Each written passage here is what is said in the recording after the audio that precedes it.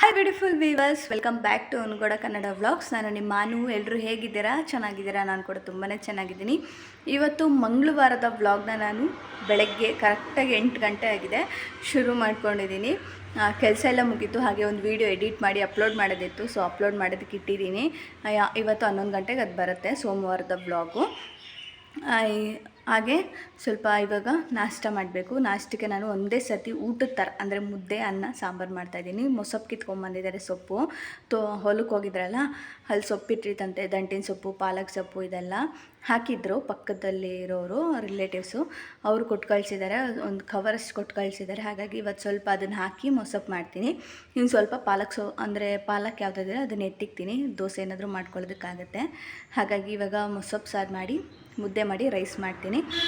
ಬೇಗ ಮಾಡ್ತೀನಿ, ಯಾಕಂದರೆ 11 ಗಂಟೆಗೆ ಕ್ಲಾಸ್ ಇರೋದು. ಹಾಗಾಗಿ 1 ಅವರ್ಗೆಲ್ಲ ಆಗಿಬಿಡುತ್ತೆ. ಯಾಕಂದರೆ 4 ಒಲೆ ಇದೆ ಅಲ್ಲ, ಒಂದೊಂದರಲ್ಲಿ ಒಂದೊಂದು ಇಟ್ಟರು ಆರಾಮಾಗಿ ಆಗಿಬಿಡುತ್ತೆ. ಸ್ಟಾರ್ಟ್ ಮಾಡಿದ್ದೀನಿ ಇವಾಗ ವ್ಲಾಗ್ನ. ಕೆಲಸ ಎಲ್ಲ ಆಯಿತು ಕಂಪ್ಲೀಟಾಗಿ. ನೆನ್ನೆ ಎಲ್ಲ ಮಳೆ ಬಂದು ಮನೆ ಒಳಗೂ ಕೂಡ ನೀರು ಬಂದುಬಿಟ್ಟಿದೆ. ಅಲ್ಲೆಲ್ಲ ದೇವ್ರ ಮನೆ ಹತ್ರ ಎಲ್ಲ ನೀರು ಬಂದುಬಿಟ್ಟಿದೆ. ಕಿಚನ್ ಒಳಗೂ ನೀರು ಬಂದಿದೆ. ಅದನ್ನೆಲ್ಲ ಕ್ಲೀನ್ ಮಾಡಿ ಅಲ್ಲಿ ಇದನ್ನು ಹಾಕಿದ್ದೀನಿ, ಗೋಣಿ ಚೀಲ ಅಂತಾರಲ್ವ, ಅದನ್ನು ಹಾಕಿದ್ದೀನಿ. ಮಳೆ ಬಂದರೆ ಇದೇನೆ. ಆಮೇಲೆ ಇಲ್ಲೂ ಕೂಡ ಓಪನ್ ಆಗಿಬಿಟ್ಟಿದೆ ಮೇಲೆಗಡೆ ಕರೆಕ್ಟಾಗಿ. ಅಲ್ಲೂ ಕೂಡ ನೀರು ಬರುತ್ತೆ. ಜೋರು ಮಳೆ ಅಂದರೆ ನೆನ್ನೆ ಕರೆಂಟ್ ಇಲ್ಲದೇ ಗುಡುಗು ಸಿಡ್ಲು ಎಲ್ಲಿ ಕಿಟಕಿನೇ ಇದು ಮಾಡ್ಕೊಂಡು ಒಳಗೆ ಬಂದುಬಿಡ್ತು ನೀರು ಅನ್ನೋಷ್ಟು ಜೋರು ಮಳೆ ಇಲ್ಲಿ. ನನಗಂತೂ ಅಷ್ಟು ನಿದ್ದೆನೇ ಕರೆಕ್ಟಾಗಿ ಮಾಡೋದಕ್ಕಾಗಲಿಲ್ಲ ನೆನ್ನೆ, ಆ ಥರ ಮಳೆ ಬಂತು. ಈಚೆಗಡೆಲ್ಲ ತುಂಬೋಗ್ಬಿಟ್ಟಿದೆ. ತೋರಿಸ್ತೀನಿ ಹೇಗಾಗಿದೆ ಈಚೆಗಡೆ ಅಂತಲೂ. ಇವತ್ತಿನ ಬ್ಲಾಗ್ನ ಹಾಗೆ ಕಂಟಿನ್ಯೂ ಮಾಡ್ತೀನಿ. ಇಷ್ಟ ಆದರೆ ಚಾನಲ್ನ ಸಬ್ಸ್ಕ್ರೈಬ್ ಮಾಡ್ಕೊಳ್ಳಿ. ಹಾಗೆ ಮರಿದಂಗೆ ಬೆಲ್ ಬಟನ್ ಕ್ಲಿಕ್ ಮಾಡಿ. ಕಂಟಿನ್ಯೂ ಮಾಡ್ತೀನಿ, ಬನ್ನಿ ಕೊನೆಯವರೆಗೂ ವಿಡಿಯೋನ ನೋಡಿ.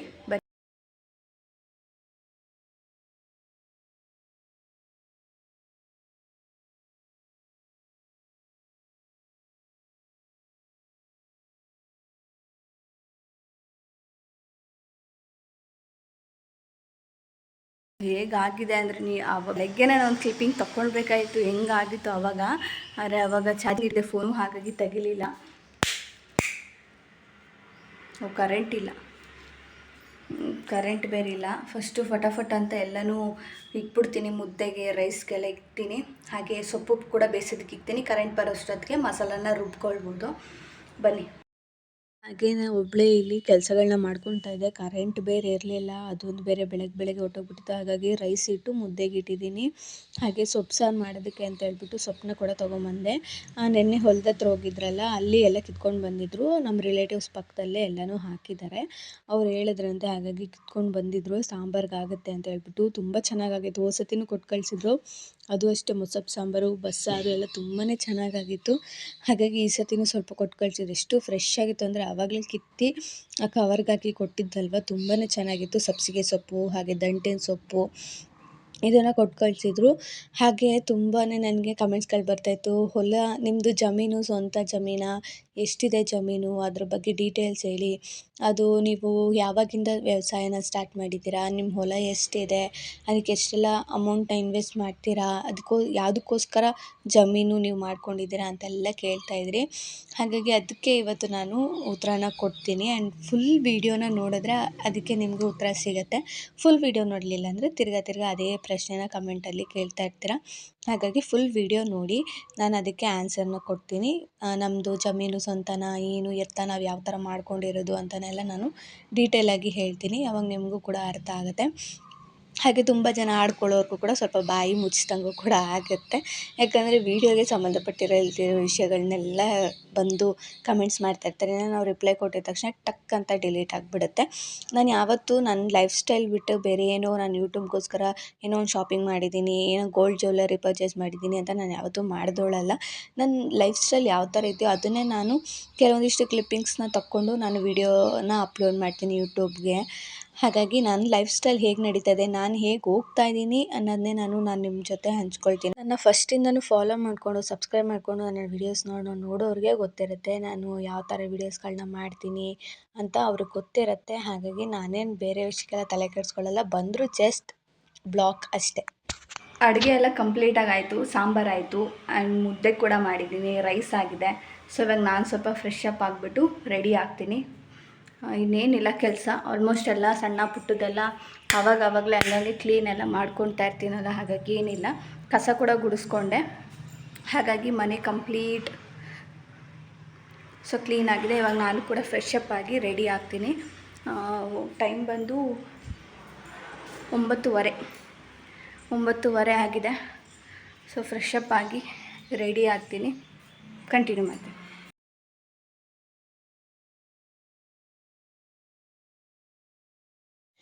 ನಾನು ಕೂಡ ಕ್ಲಾಸಸ್ಗೆಲ್ಲ ರೆಡಿ ಆಗ್ತಾಯಿದ್ದೆ ಬೇಗನೆ, ಯಾಕಂದರೆ ಇಲ್ಲಿ ಬರೋದು ಗೊತ್ತಿರುತ್ತಲ್ಲ ಟೈಮಿಂಗ್ಸ್ ವೈಸ್ ಬಸ್ ಆಗಿರೋದ್ರಿಂದ ಒಂದೇ ಬಸ್ಸು, ನಾನು ಕೊನೆ ಬಸ್ಗೆ ಹೋಗ್ತೀನಿ. ಹಾಗಾಗಿ ಕ್ವಿಕ್ಕಾಗಿ ರೆಡಿಯಾಗಿ ಮುದ್ದೆ ಮತ್ತು ಸೊಪ್ಪು ಸಾರು ರೆಡಿಯಾಗಿತ್ತು. ಊಟ ಮುಗಿಸ್ಕೊಂಡೆ ಹೋದೆ. ಓಡಾಡ್ತೀನಲ್ವ, ತುಂಬ ಹಶ್ವಾಗುತ್ತೆ. ಸೊ ಫೈನಲಿ ರೆಡಿ ಆದೆ ನಾನು ಕೂಡ. ಆ್ಯಂಡ್ ಟಿಫನ್ ಮುಗಿಸ್ಕೊಂಡೆ. ಇವಾಗ ಹೊರಡಬೇಕು. ಇವಾಗ ಟೈಮ್ ಬಂದು 10:07 ಆಗಿದೆ. ಇವಾಗ ಹೊರಡ್ತೀನಿ ನಾನು. ಬಸ್ ಬರುತ್ತೆ. ಪ್ರವೀಣ್ ಅವರು ಚಿಕನ್ ಶಾಪಲ್ಲಿದ್ದಾರೆ, ಓಪನ್ ಮಾಡಿದ್ದಾರೆ. ಇವತ್ತು ಮಂಗಳವಾರ ಅಲ್ವಾ, ಹಾಗಾಗಿ ಸೊ ಬ್ಯಾಗ್ ರೆಡಿ ಆಗಿದೆ. ಏನಂದರೆ ನಾವೇ ಪೀಸಸ್ಸು ಮತ್ತು ಕಟ್ಟಿಂಗ್ದು ಏನೇನಿದೆ ಅದನ್ನೆಲ್ಲ ತೊಗೊಂಡೋಗ್ಬೇಕಲ್ಲ, ಹಾಗಾಗಿ ಬ್ಯಾಗೆಲ್ಲ ಹಾಕ್ಕೊಂಡಿದ್ದೀನಿ. ಒಂದು ಸತಿ ಎಲ್ಲ ಚೆಕ್ ಮಾಡಿಬಿಟ್ಟು ಹೊರಡ್ತೀನಿ. ಅವರು ಆಮೇಲೆ ಬಂದು ಟಿಫನ್ ಮಾಡ್ತಾರೆ. ನಾನು ಒಂದೇ ಸತಿ ಮುದ್ದೆ ಮಾಡಿಬಿಟ್ಟಿದ್ದೀನಿ, ಅವರು ಮನೆಯಲ್ಲೇ ಇರ್ತಾರಲ್ವ, ಹಾಗಾಗಿ ಎಲ್ಲಾದರೂ ಅವ್ರು ಏನಾದರೂ ಈಚೆ ಹೋಗಂಗಿದ್ದಿದ್ರೆ ಏನಾದರೂ ನಾಷ್ಟನೇ ಮಾಡ್ತಾಯಿದ್ದೆ. ಅವ್ರು ಇವತ್ತು ಶಾಪಲ್ಲಿ ಇರ್ತಾರೆ, ಹಾಗಾಗಿ ಅವ್ರಿಗೆ ಮುದ್ದೆ ಸಾಂಬಾರು ಮಾಡಿ ಇಟ್ಟಿದ್ದೀನಿ, ರೈಸ್ ಮಾಡಿದ್ದೀನಿ, ತಿನ್ಕೊತಾರೆ.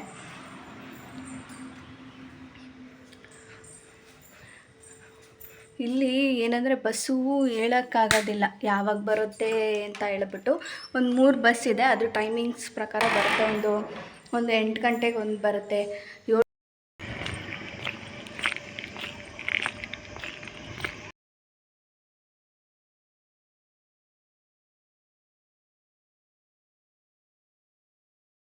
ಹಾಗೆ ಟೈಲರಿಂಗ್ ಕ್ಲಾಸ್ ಅಮೌಂಟ್ ಎಷ್ಟು, ಅದರ ಡೀಟೇಲ್ಸ್ ಹೇಳಿ, ಎಲ್ಲಿ ಕಲಿತಾ ಇದ್ದೀರಾ ಅಂತ ನಾನು 1-2 ಮೆಸೇಜ್ಗಳು ಬಂದಿತ್ತು. ಟೈಲರಿಂಗ್ ಕ್ಲಾಸ್ ಅಮೌಂಟ್ ಬಂದು ನೀವು ತುಂಬ ಬಿಗಿನರ್ಸ್ ಅಂದರೆ ಏನೂ ಗೊತ್ತಿಲ್ಲ, ಒಂದು ಏನಂತಾರೆ ಉಕ್ಸ್ ಹಾಕೋದಕ್ಕೂ ಕೂಡ ಗೊತ್ತಿಲ್ಲ ಅನ್ನೋರಿಗೆ ನಿಮಗೆ 800 ರೂಪಾಯಿ ತೊಗೊತಾರೆ. ನಿಮ್ಗೆ ಅಲ್ಪ ಸ್ವಲ್ಪ ಬರುತ್ತೆ, ನಾವು ಜಸ್ಟ್ ಬ್ಲೌಸಿಂದ ಸ್ಟಾರ್ಟ್ ಮಾಡ್ಕೊತೀವಿ ಅಂದರೆ 1000 ರೂಪೀಸ್ ತೊಗೊತಾರೆ. ಇಷ್ಟಿರುತ್ತೆ ಅಮೌಂಟು. ಹಾಗೆ ನನಗೆ ನೋಟ್ಸ್ ತರೋದಕ್ಕೆ ಹೇಳಿದರು. ನಾನು ಆವಾಗ ಅಂದರೆ ಯೂಟ್ಯೂಬಲ್ಲಿ ನೋಡಿ ಕಲಿತಾ ಇದ್ನಲ್ಲ, ಆವಾಗ ಮಾಡಿದಂಥ ನೋಟ್ಸ್ ಇದು. ನಾನು ಹೇಳಿದೆ ಈ ಥರ ನೋಟ್ಸ್ ಮಾಡ್ಕೊಂಡಿದ್ದೀನಿ ಅಂತ ಹೇಳಿದೆ. ನಾನು ಡ್ರೆಸ್ ಕಟಿಂಗ್ ಆಗಿರ್ಬೋದು, ಬ್ಲೌಸ್ ಕಟಿಂಗ್ದೆಲ್ಲ ಅವರು ತೊಗೊಂಡು ಬನ್ನಿ ನಾನು ನೋಡ್ತೀನಿ ಅಂತ ಹೇಳಿದರು. ಹಾಗಾಗಿ ತೊಗೊಂಡು ಹೋಗಿದ್ದೆ. ಅವರೆಲ್ಲ ನೋಡಿಬಿಟ್ಟು ನನಗೆ ಇನ್ನೊಂದು ಸರ್ತಿ ಇದೆಲ್ಲ ಬೇಡ, ನಾವು ಹೇಗೆ ಮೆಷರ್ಮೆಂಟ್ ಮಾಡಿ ಹೇಳ್ಕೊಡ್ತೀವಲ್ಲ ಬ್ಲೌಸು, ಅದ್ರದ್ದು ನಾನು ಸ್ಕೆಚ್ ಹಾಕ್ಕೊಡ್ತೀನಿ ಅಂತ ಹೇಳಿದರು. ಹಾಗಾಗಿ ಅದರದ್ದು ಸ್ಕೆಚ್ ಹಾಕ್ಕೊಟ್ಟಿದ್ರು.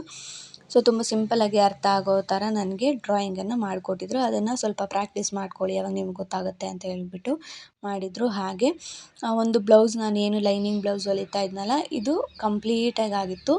ಜಸ್ಟ್ ಇನ್ನು ನಾನು ಪೈಪಿಂಗ್ ಒಂದು ಕೊಡೋದಿತ್ತು. ನಾನು ಬ್ಯಾಕ್ ಫ್ರಂಟ್ ಎಲ್ಲನೂ ಮಾಡ್ಕೊಂಡಿದ್ದೆ. ಪೈಪಿಂಗ್ ಒಂದು ಕೊಡೋದಿತ್ತು. ನಾನು ಯೂಟ್ಯೂಬ್ ನೋಡಬೇಕಾದ್ರೂ ಪೈಪಿಂಗ್ ಒಂದು ಕೊಡೋದು ಅಷ್ಟು ನನಗೆ ಕ್ಲಿಯರಾಗಿ ಗೊತ್ತಿರಲಿಲ್ಲ. ಹಾಗಾಗಿ ಇದೆಲ್ಲ ಮುಗಿಸ್ಕೊಂಡು ನನಗೆ ಇದು ಕಂಪ್ಲೀಟ್ ಆಯಿತು ಇವತ್ತು. ಹಾಗಾಗಿ ನಾಳೆ ನನಗೆ ಅವರು ಪೈಪಿಂಗ್ನ ಹೇಳ್ಕೊಡ್ತೀನಿ ಅಂತ ಹೇಳಿದರು. ಹಾಗಾಗಿ ಅಲ್ಲಿಂದ 1-1:30-2 ಗಂಟೆ ಅಷ್ಟೊತ್ತಿಗೆ ಕ್ಲಾಸ್ ಬಿಡುತ್ತೆ. ಅಲ್ಲಿಂದ ಬಂದೆ. ಹಾಗೆ ಈ ಟೈಲರಿಂಗ್ ಎಲ್ಲಿದೆ ಅಂತ ನೀವು ಕೇಳಿದ್ರಲ್ಲ, ಇದು ಬಂದು ನೆನ್ಮಂಗ್ಲ ಹತ್ರ ಇರೋದು. ನೆನ್ಮಂಗ್ಲ ಪೇಟೆ ಬೀದಿ ಅಲ್ಲಿಗೆ ಬಂದರೆ ನೀವು ಸ್ಟ್ರೈಟ್ ಆ ಪೇಟೆ ಬೀದಿಯಲ್ಲಿ ಸ್ಟ್ರೈಟ್ ಬಂದರೆ ನಿಮಗೊಂದು ಮಸೀದಿ ಕಾಣಿಸುತ್ತೆ ಒಳಗಡೆ. ಅಲ್ಲಿ ಪಕ್ಕನೇ ಇರೋದು ಟೈಲರಿಂಗ್ ಇದು ಕ್ಲಾಸಸ್ಸು. ನೀವು ಬಂದರೆ ಅವರು ಎಲ್ಲ ಡೀಟೇಲ್ಸ್ ಹೇಳ್ತಾರೆ. ಹಾಗೆ ಅಲ್ಲಿಂದ ಬಸ್ ಸಿಕ್ತು ಅಂತ ಹೇಳ್ಬಿಟ್ಟು ಬಸ್ಸಲ್ಲಿ ಹತ್ಕೊಂಡು ಬಂದು ಮನೇಲಿ ಊಟ ಎಲ್ಲ ಮುಗಿಸಿ, ಹಾಗೆ ನನಗೆ ಸ್ಯಾರಿಗೆ ಕ್ರೋಶ ಕೊಟ್ಟಿದ್ರಲ್ಲ ಅದನ್ನು ಹಾಕಿದ್ದೆ. ತೊಗೊಂಡೋಗಿ ಕೊಡೋಣ ಅಂತ ಹೇಳ್ಬಿಟ್ಟು ತೊಗೊಂಡೋಗ್ತಾಯಿದ್ದೆ. ಹಾಗೆ ಅವ್ರು ಇನ್ನೂ 1-2 ಸೀರೆ ಇದೆ ಕೊಡ್ತೀನಿ ಅಂತಲೂ ಹೇಳಿದರು. ಹಾಗಾಗಿ ಅಲ್ಲಿಗೆ ಹೊರಟೆ. ಹಾಗೆ ಅಲ್ಲಿಂದ ನೀವು ಕೇಳಿದ್ರಲ್ಲ ನಮ್ಮದು ಜಮೀನು ಬಗ್ಗೆ, ಹಾಗಾಗಿ ಅದನ್ನು ಹೇಳೋಣ ಅಂತ ಹೇಳ್ಬಿಟ್ಟು ಹಾಗೆ ಹೋದೆ. ಅಲ್ಲಿಗೆ ಅವ್ರು ಕೊಟ್ಬಿಟ್ಟು ಆಮೇಲೆ ಬರಬೇಕಾದ್ರೆ ತೊಗೊಂಡು ಬರ್ತೀನಿ ಅಂತ ಹೇಳ್ಬಿಟ್ಟು ನಾನು ಹೊಲ್ದ ಹತ್ರ ಹೋದೆ.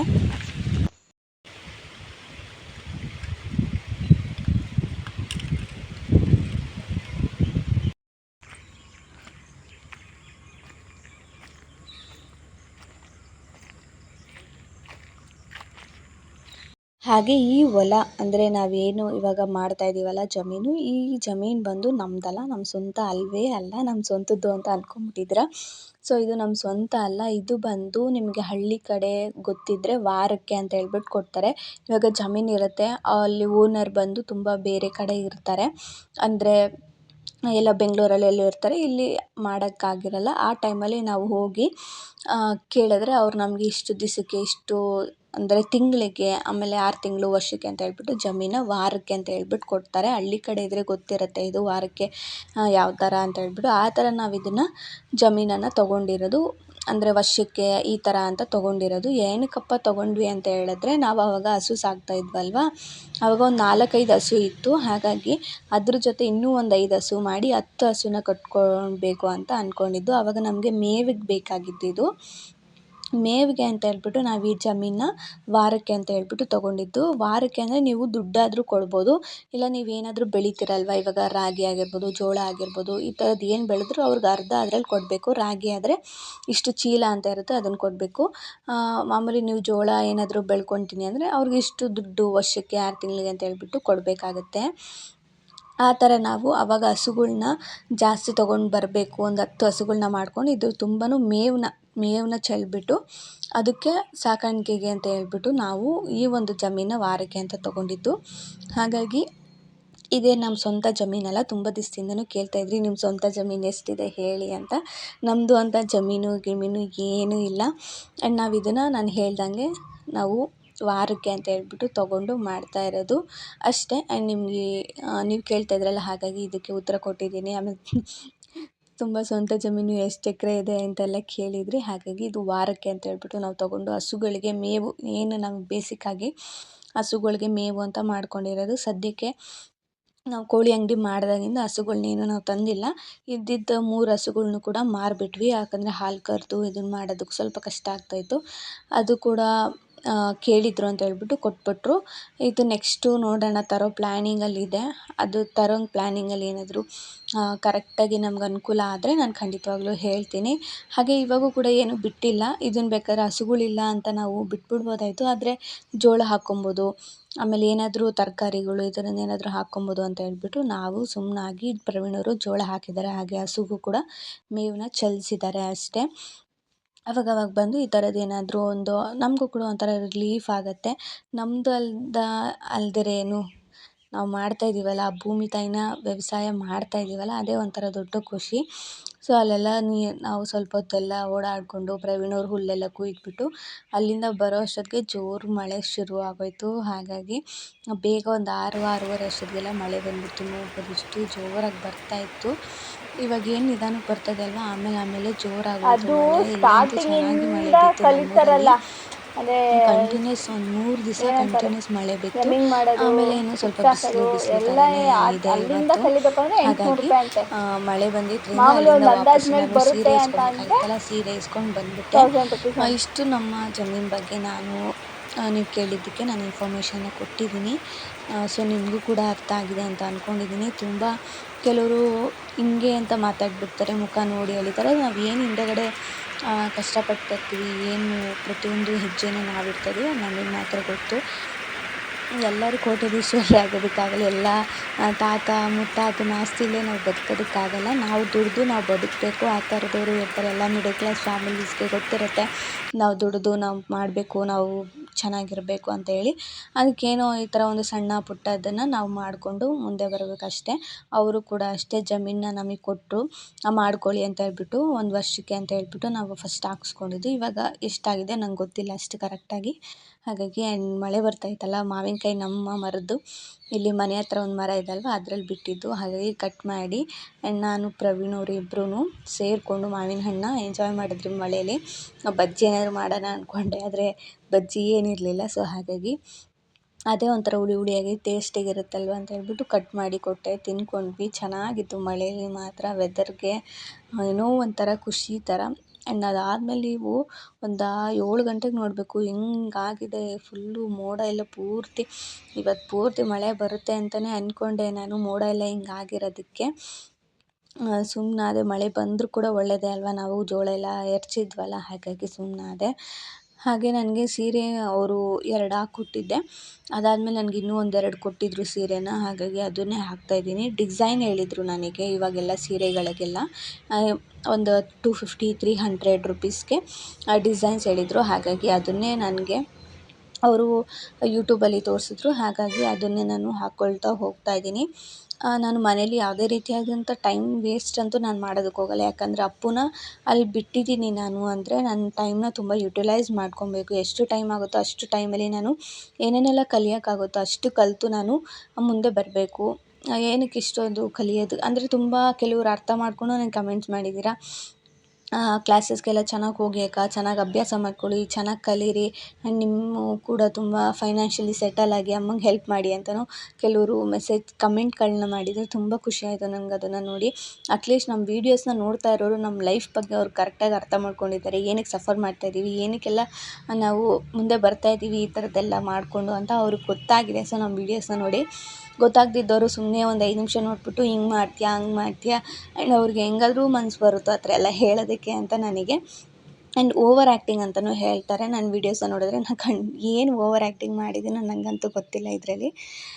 ನಾನು ಹೇಗೆ ನನ್ನ ವೀಡಿಯೋಸ್ ನನ್ನ ಡೈಲಿ ಏನಿರುತ್ತೋ ಅದನ್ನೇ ನಾನು ತೋರ್ಸೋದಕ್ಕೆ ಇಷ್ಟಪಡ್ತೀನಿ ಅಷ್ಟೇ. ಅದು ಬಿಟ್ಟು ಇದಕ್ಕೋಸ್ಕರನೇ ಏನೋ ಒಂದು ಮಾಡ್ತಾಯಿದ್ದೀನಿ, ಅದಕ್ಕೋಸ್ಕರ ಏನೋ ಒಂದು ಮಾಡ್ತಾಯಿದ್ದೀನಿ ಅಂತ ಯಾವತ್ತೂ ನಾನು ಹೇಳ್ಕೊಂಡಿಲ್ಲ. ಸೊ ಹಾಗಾಗಿ ಬಿಟ್ಬಿಡ್ಬೇಕು ಆ ಥರದ್ದನ್ನೆಲ್ಲ. ಇವಾಗ ನೋಡ್ತಾ ಇದ್ದೀರಲ್ಲ ಡಿಸೈನು, ಈ ಡಿಸೈನ್ ಬಂದು 300 ರುಪೀಸ್ಗೆ ನಾನು ಹಾಕ್ಕೊಡ್ತಾ ಇರೋದು. ಆ್ಯಂಡ್ ನೈಟು ಇದನ್ನು ಕಂಪ್ಲೀಟ್ ಮಾಡೇ ನಾನು ಮಲ್ಕೊಬೇಕು. ಯಾಕಂದರೆ ನಾಳೆ ಇನ್ನೊಂದು ಸೀರೆಗೆ ನಾನು ಥ್ರೆಡ್ಡೆಲ್ಲ ತೊಗೊಂಡು ಬಂದು ಹಾಕಬೇಕಾಯ್ತು. ಕಣ್ಣೆಲ್ಲ ಎಳೀತಾ ಇತ್ತು.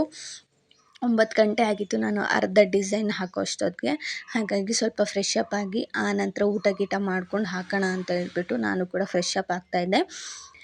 ಹಾಗೆ ಇವಾಗ ಸ್ವಲ್ಪ ಈಚೆಗಡೆ ಎಲ್ಲ ಓಡಾಡೋದ್ರಿಂದ ಬಿಸಿಲಲ್ಲೆಲ್ಲ ಮುಖ ಸ್ವಲ್ಪ ಟ್ಯಾನ್ ಥರ ಫೀಲ್ ಆಗ್ತಾ ಇರುತ್ತೆ. ಹಾಗಾಗಿ ನೈಟು ನಾವು ಎಷ್ಟು ಮಾಯ್ಶ್ಚರೈಸ್ ಆಗಿ ಮಲ್ಕೊತೀವೋ ಸ್ಕಿನ್ನು ನಮಗೆ ಅಷ್ಟೇ ನಮಗೆ ನೀಟಾಗಿ ಸ್ವಲ್ಪ ಒಂಥರ ಏನಂತಾರೆ ರಿಲೀಫ್ ಆಗೋ ಥರ ಅನಿಸುತ್ತೆ. ನಾವು ನೀಟಾಗಿ ಸ್ಕ್ರಬ್ ಮಾಡಿ ಮುಖನೆಲ್ಲ ಒರೆಸ್ಕೊಂಡು ನಮ್ಮ ಡರ್ಟಿ ಏನಿರುತ್ತೆ ಅದನ್ನೆಲ್ಲ ತೆಗೆದ್ಬಿಟ್ಟು ಮಾಯ್ಶ್ಚರೈಸರ್ ಇಲ್ಲ ಟೋನರ್ ಯಾವುದಾದ್ರೂ ಅಪ್ಲೈ ಮಾಡ್ಕೊಂಡು ಮಲ್ಗೋದ್ರಿಂದ ಇಲ್ಲಿ ನೋಡ್ತಾ ಇದ್ದೀರಲ್ಲ ನಾನು ಫೇಸ್ ವಾಶ್ ಮಾಡ್ಕೊಂಡು ಬಂದ ಮೇಲೆ ವೆಟ್ ಟಿಶ್ಯೂಲಿ ನಾನು ತಿರ್ಗಾ ಮುಖನೆಲ್ಲ ನೀಟಾಗಿ ಒರೆಸ್ಕೊಳ್ತಾ ಇದ್ದೀನಿ. ಯಾಕಂದರೆ ಎಕ್ಸ್ಟ್ರಾ ಏನಾದರೂ ಲಿಪ್ಸ್ಟಿಕ್ ಆಗಿರ್ಬೋದು ಇಲ್ಲ ಫೇಸಲ್ಲಿ ಕ್ರೀಮ್ ಆಗಿರ್ಬೋದು ಗಲೀಜಾಗಿರ್ಬೋದು ಏನೇ ಇದ್ದರೂ ಕತ್ತಿನ ಬಾಗಿನ ಹತ್ರ ಈ ಥರ ಏನೇ ಇದ್ದರೂ ಬಂದುಬಿಡುತ್ತೆ. ಹಾಗಾಗಿ ಫಸ್ಟು ವೆಟ್ ಟಿಶ್ಯೂನಲ್ಲಿ ನೀಟಾಗಿ ಒರೆಸ್ಕೊಂಡು ಆನಂತರ ಇಲ್ಲಿ ನಾನು ಟೋನರ್ನ ಅಪ್ಲೈ ಮಾಡ್ತಾಯಿದ್ದೀನಿ. ಟೋನರ್ ಅಪ್ಲೈ ಮಾಡಿ ನೀಟಾಗಿ ಫೇಸ್ಗೆ ಮಸಾಜ್ ಮಾಡಿದ್ರೆ ಲಿಪ್ ಬಾಮ್ ಹಚ್ಕೊಂಡ್ರೆ ಆಗುತ್ತೆ. ಫೇಸು ನೀಟಾಗಿ ನಮಗೆ ಮಾಯ್ಶ್ಚರೈಸರ್ ಆಗಿರುತ್ತೆ.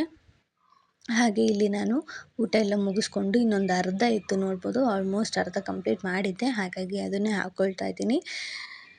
ಇನ್ನು ನನಗೇನಂದರೆ ಕ್ರೋಶ ಹಾಕೋದಕ್ಕೆ ನಾನು ಕಲ್ತಿದ್ದೆ. ಯಾಕಂದರೆ ಮನೇಲಿ ಇರ್ತೀವಲ್ಲ ಆರಾಮಾಗಿ ಒಂದು 2-3 ಸೀರೆ ಹಾಕ್ಕೊಟ್ರು ನಮಗೆ ಅಮೌಂಟ್ ಆಗುತ್ತೆ ಅಂತ ಹೇಳ್ಬಿಟ್ಟು ನಾನು ಹಾಕೋದನ್ನು ಕಲಿತಾ ಇದ್ದಿದ್ದು.